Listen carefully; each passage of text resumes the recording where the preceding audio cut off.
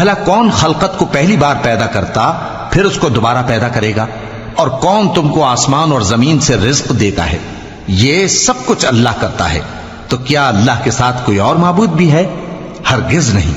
کہہ دو کہ مشرکو اگر تم سچے ہو تو دلیل پیش کرو۔ کہہ دو کہ جو لوگ آسمانوں اور زمین میں ہیں اللہ کے سوا غیب کی باتیں نہیں جانتے، اور نہ یہ جانتے ہیں کہ کب زندہ کر کے اٹھائے جائیں گے، بلکہ آخرت کے بارے میں ان کا علم ختم ہو چکا ہے، بلکہ یہ اس کی طرف سے شک میں ہیں، بلکہ یہ اس سے اندھے ہو رہے ہیں۔ اور جو لوگ کافر ہیں کہتے ہیں کہ جب ہم اور ہمارے باپ دادا مٹی ہو جائیں گے تو کیا ہم پھر قبروں سے نکالے جائیں گے؟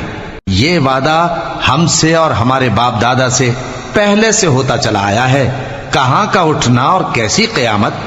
یہ تو صرف پہلے لوگوں کی کہانیاں ہیں۔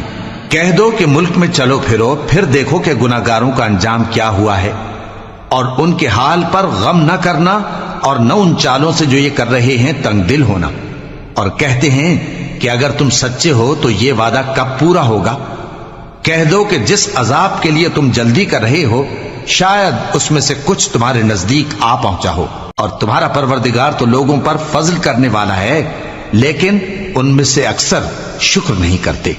اور جو باتیں ان کے سینوں میں پوشیدہ ہوتی ہیں اور جو کام وہ ظاہر کرتے ہیں تمہارا پروردگار ان سب کو جانتا ہے۔